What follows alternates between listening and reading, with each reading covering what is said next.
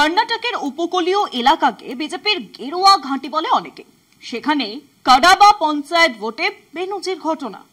নিজেদের শক্ত ঘাঁটিতে একটিও ভোট পেলেন না বিজেপি প্রার্থী।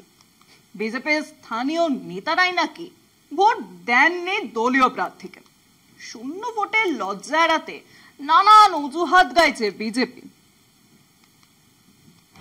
এমনও হয় গেরুয়া শিবিরে বোধহয় সবই সম্ভব। কর্ণাটকের উপকূলীয় এলাকাকে বিজেপির শক্ত ঘাঁটি বলে অনেকেই, অথচ সেখানেই স্থানীয় পঞ্চায়েত নির্বাচনে বিজেপি প্রার্থী একটিও ভোট পাননি। কাডাবা টাউন পঞ্চায়েত নির্বাচনে বিজেপির এই চমকপ্রদ ফল নজরে এসেছে।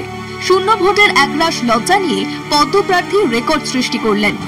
এখানে নিজেদের প্রার্থীকেই ভোট দিলেন না বিজেপির বুথ সভাপতি। মনোনয়নের সময় দলীয় প্রার্থীর দুই প্রস্তাবকও সম্ভবত ভোট দেননি। কর্ণাটকের কাডাবা টাউন পঞ্চায়েতের 1 নম্বর ওয়ার্ড মহিলা সংরক্ষিত। পঞ্চায়েত ভোটে এই ওয়ার্ডে 4 জন প্রার্থী ছিলেন। ওই ওয়ার্ডে মোট 418টি ভোট পড়েছে। বিজেপির প্রার্থী প্রেমা একটিও ভোট পাননি। কংগ্রেস প্রার্থী তামান্না জামিন এই আসনে জয়ী হন। বিজেপি প্রার্থী প্রেমা 1 নম্বর ওয়ার্ডের ভোটার ছিলেন না, তাই নিজের ভোটও তিনি পাননি। বিজেপি প্রার্থী 6 নম্বর ওয়ার্ডের বাসিন্দা। সেই আসনেও পদ্ম প্রার্থী হন প্রেমা।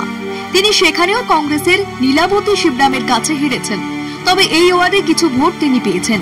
বিজেপি নেতারা শূন্য ভোটের লজ্জার হাত থেকে রক্ষা পেতে মুসলিম ভোটের প্রসঙ্গ টেনেছেন। বিজেপির দাবি 1 নম্বর ওয়ার্ড মুসলিম সংখ্যাগরিষ্ঠ এলাকা। এই জনবিন্যাসের কারণেই ভোট পাননি বিজেপি প্রার্থী।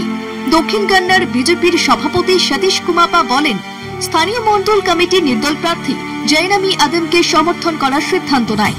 জেলা কংগ্রেসের সভাপতিকে হরিশ কুমার বলেছেন, বুথ সভাপতি এবং মনোনয়নে বিজেপি প্রার্থী প্রেমার 2 প্রস্তাবকও সম্ভবত তাকে ভোট দেননি, না হলে তিনি অন্তত 3টি ভোট পেতেন।